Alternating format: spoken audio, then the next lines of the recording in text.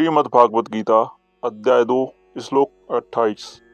पीछे के 2 श्लोक में पक्षांतर की बात कहकर अब भगवान आगे के श्लोक में बिल्कुल साधारण दृष्टि की बात कहते हैं। श्लोक जिसमें भगवान कह रहे हैं, हे भारत, सभी प्राणी जन्म से पहले अप्रगट थे और मरने के बाद अप्रगट हो जाएंगे, केवल बीच में ही प्रगट दिखते हैं।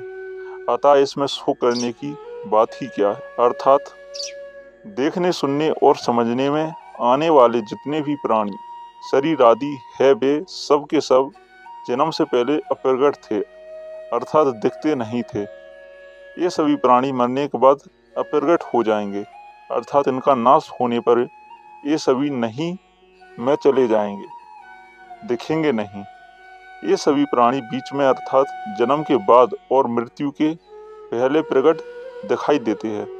जैसे सोने से पहले भी स्वप्न नहीं था और जागने पर भी स्वप्न नहीं रहा, ऐसे ही इन प्राणियों के शरीरों का पहले भी अभाव था और पीछे भी अभाव रहेगा, परंतु बीच में भाव रूप से दिखते हुए भी वास्तव में इनका प्रतिक्षण अभाव हो रहा है।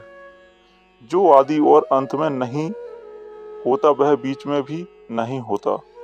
यह सिद्धांत है। सभी प्राणियों के शरीर पहले नहीं थे और पीछे नहीं रहेंगे, अतः वास्तव में वे बीच में भी नहीं है, परंतु यह शरीर ही पहले भी था और पीछे भी रहेगा, अतः वह बीच में भी रहेगा ही। निष्कर्ष निकला कि शरीरों का सदा अभाव है और शरीरी का कभी भी अभाव नहीं है, इसलिए इन दोनों के लिए शोक नहीं हो सकता। परिशिष्ट भाव, जो आदि और अंत में नहीं है उसका नहीं पाना नित्य निरंतर है, तथा जो आदि और अंत में है उसका है पाना नित्य निरंतर है। जिसका नहीं पाना नित्य निरंतर है वह असत शरीर है, और जिसका है पाना नित्य निरंतर है वह सत शरीर ही है।